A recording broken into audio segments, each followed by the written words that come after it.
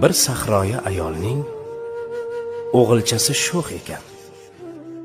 Undan zarar ko'rmagan biror kuni yo'q ekan. Qozondagi taomin tepib qochib ketar ekan, meshidagi suvini sepib qochib ketar ekan. Qarg'ar ekan onasi qilolmasdan epini, qirqib qochganida kir yoyadigan ipini. Hoy ipimni qirqmagil, qalbingga ilm to'lgur.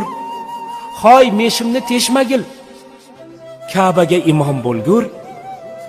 Hayvon dumin kesmagil, beozor bo'l, to'g'ri yur. G'arib yo'lin to'smagil, Ka'baga imom bo'lgur. Demas ekan, juvanmarg, haromi, maraz, o'lgur. Bitta ekan qarg'ishi, Ka'baga imom bo'lgur. Niyat ketdi, vaqt ketdi. Misli yel yo shabada shu ayolning shu o'g'li imom bo'ldi Ka'baga. Ne shohu sultonlar orqasidan turib g'oz unga iqtido qilib o'qir edilar namoz. Bolangizni so'kmangiz, duo qiling bolani. It, eshak deb so'kishga hayo qiling bolani. Rasululloh dedilar, yuzlaridan yog'ib nur. Bolalar bu jannatning gulu rayhonlaridir. To'g'ri, ba'zi gulu rayhonlar ham kuydirar. Sho'xligi ortib ketsa, joningizdan to'ydirar. Bobom derdi, bolani so'kish asli emas ep. Jahlingiz chiqsa ayting, nodon yoki xumpar deb. Boy bo'lgur, ko'paygur deng. Aslo demang o'l la'nat.